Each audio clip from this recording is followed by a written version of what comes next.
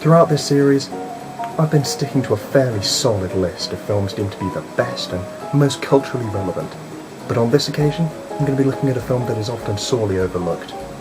With 2015 seeing the release of the fourth instalment and reboot of the Jurassic Park franchise, it's a good time to take a look back at the first ever hit film to see dinosaurs come to life on the big screen.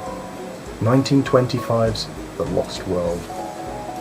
The Lost World, in addition to being the name of the second Jurassic Park film, is the name of a book by Sir Arthur Conan Doyle.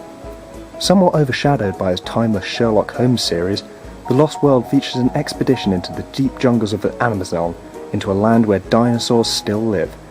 And when a film adaptation was made 7 years later, Conan Doyle fully supported it, to the extent where he actually showed footage of it to a committee of magicians, including Houdini, and they were dramatically impressed.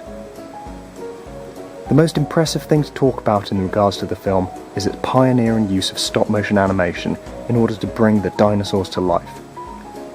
While looking somewhat silly now, this is the great-grandfather of the technology which would bring the terrible lizards to life in Spielberg's own masterpiece, 3/4 of a century later. While the animation is not flawless, the creatures on screen still maintain a tremendous sense of scale and appear as a rather terrifying presence. Their movement leaves a lot to be desired, however, as they wander around with very human mannerisms. Complaining about the somewhat dodgy animation is unhelpful, as this is mid-1920s technology we're condemning here. It's impressive for what it is, and while it's been done better, it still holds up pretty well. As far as the rest of the film is concerned, it's very serviceable.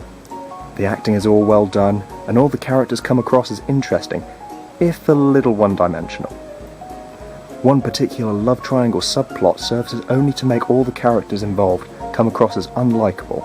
However, the filmmakers clearly cared less about it than I did, and it is quickly dropped in the final minutes of the picture. While sections like this can be held up against the film, the majority is very solid. The setup for the adventure and the introduction of all the characters is very slick and wastes no unnecessary time getting the audience face to face with the dinosaurs. While it spends a few moments on a sightseeing tour of the prehistoric world, with characters looking out at prehistoric creatures and loudly explaining what they are and what they're famous for, the plot quickly moves on to show how helpless our heroes are in the face of the monsters.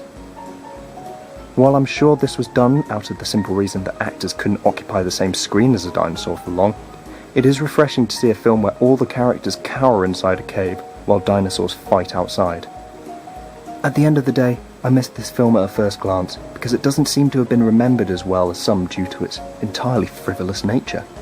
The story is simple, the characters more so, and the main reason to see it is for one of the earliest examples of stop-motion dinosaurs.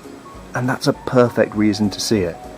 Take a moment for a little lesson in the history of film special effects, and you'll be treated to a quirky little adventure film along the way. It may not necessarily be high art, but it is certainly a lot of fun to watch.